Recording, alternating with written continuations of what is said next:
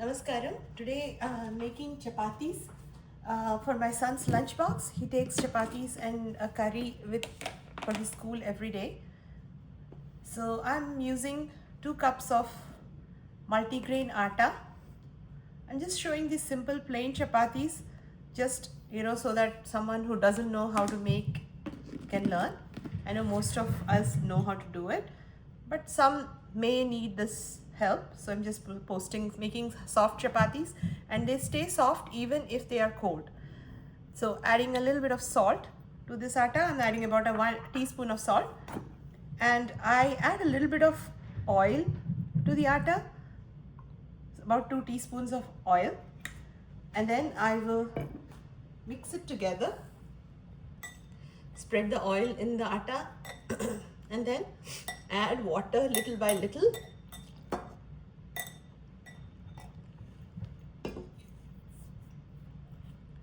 Make it into a smooth dough.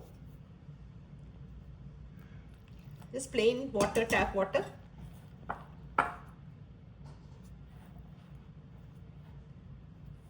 Okay. Add little by little and knead it to a dough. Because it's a multigrain atta, it's kind of hard to knead. So make it like a soft dough so the chapatis come out soft. And after the dough is done, see, it's soft. Don't make it too watery. Make sure. So I'll add a little more water. So depending on the texture of the atta that you're using, you'll need the you'll need the water. So that's why I have not specified the quantity of water that I have added. But as you mix it with your hand, knead it for like 1 minute or so, and then keep it covered, not on the cold granite counter or anything like that. Keep a wooden platform or where it kind of can soften easily, because if you keep it on a cold granite countertop or something like that, the atta kind of becomes hard. So keep it covered in a corner for at least an hour so the atta becomes soft. As you can see, it's firm, not too firm, not too soft, not too watery. So basically leave it this way.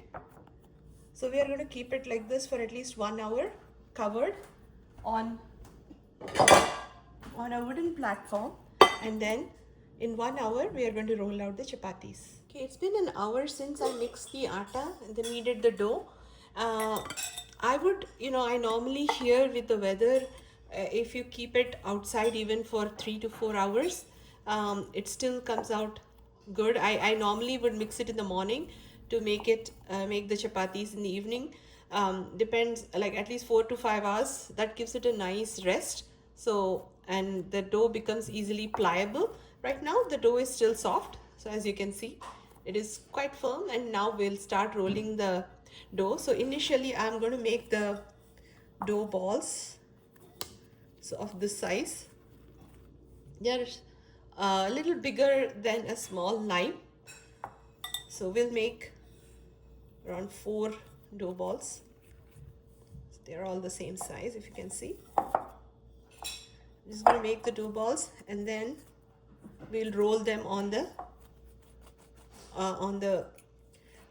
platform on which we make the chapatis. Okay, I divided the dough into 8 equal sized balls. So this is the size of the each atta ball.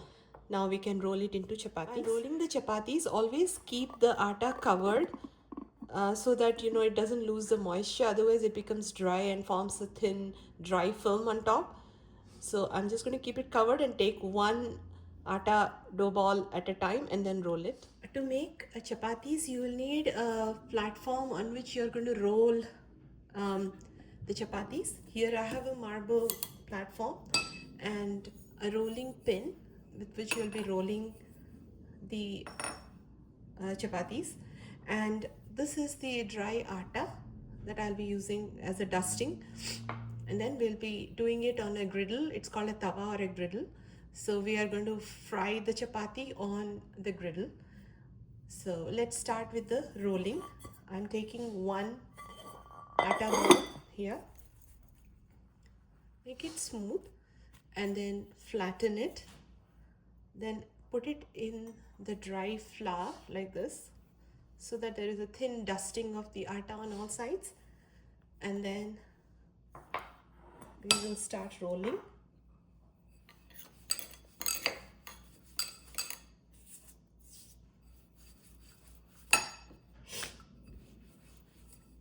Okay, a little more dry atta.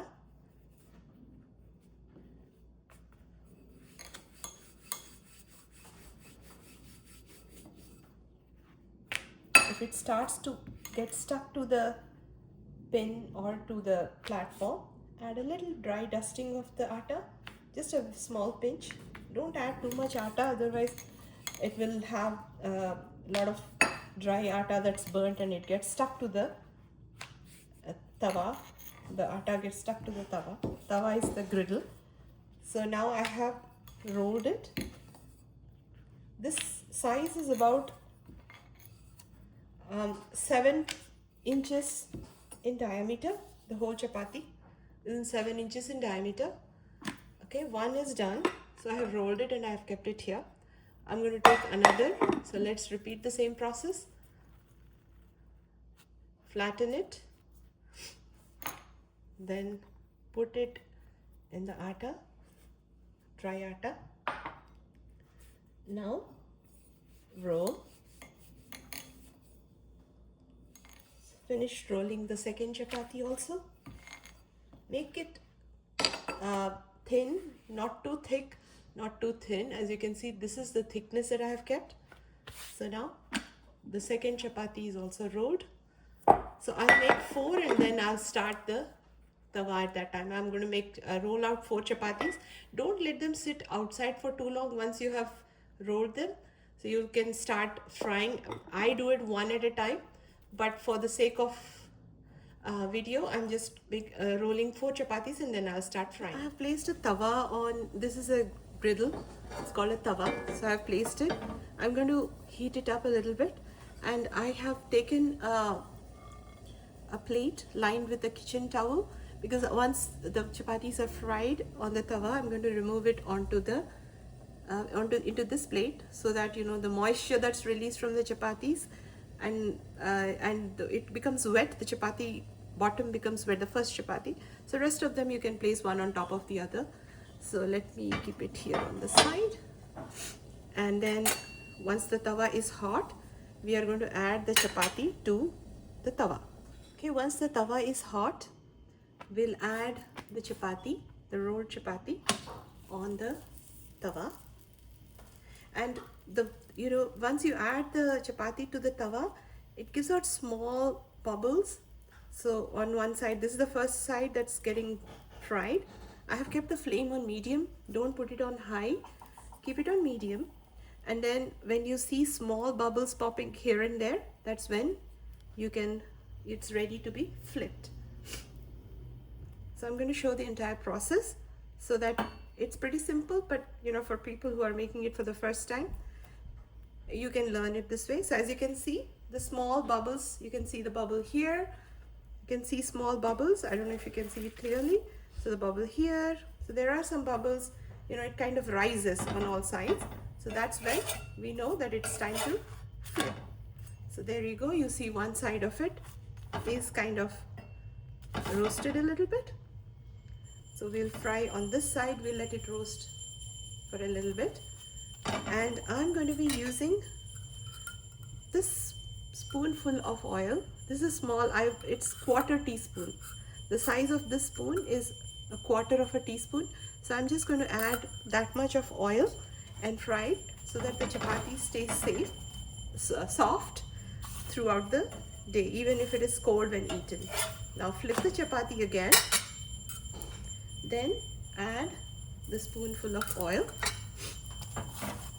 and now just flip it quickly. You have spread the oil. You don't need to add. See, most of the oil has in fact flown to the sides of the tawa, so it's just this much oil per chapati. Let's repeat the process again. I'm going to add the chapati, the rolled chapati, onto the tawa. The bubbles have started appearing. I'm going to flip the chapati and let it fry. Bubbles have appeared again, so flip it again. Add a spoonful of oil on top of the chapati. Spread the oil. Flip it again so that the chapati gets fried in that little bit of oil. And the chapati is ready to be removed. Each chapati takes about 10 to 12 seconds to make, and it's pretty easy to make. As you can see, the plain chapatis are ready. I made 4 of them. I still have 4 of the rest of them. I am going to make it. They are all ready and they are very soft to touch. Even when they are cold, they stay soft, and they take very little oil. I have added oil while mixing the atta, and I have added oil per chapati. I have added about less than a quarter of a teaspoon per chapati. That's optional. Some people add ghee depending on what you want to use, but I'm adding oil. It's olive oil and it's healthy, so I'm just making this for my son to take it for lunch. In India, normally people would cover it with a cloth, but here I'm using just a kitchen towel, and I'm just going to put it with a lid on top of this plate, and this way it stays fresh for more than a day. So even if you leave it outside without the refrigerator, but I keep it in the refrigerator and it stays fresh, and I can just heat it up in the microwave and eat it. All right, hope you all enjoy.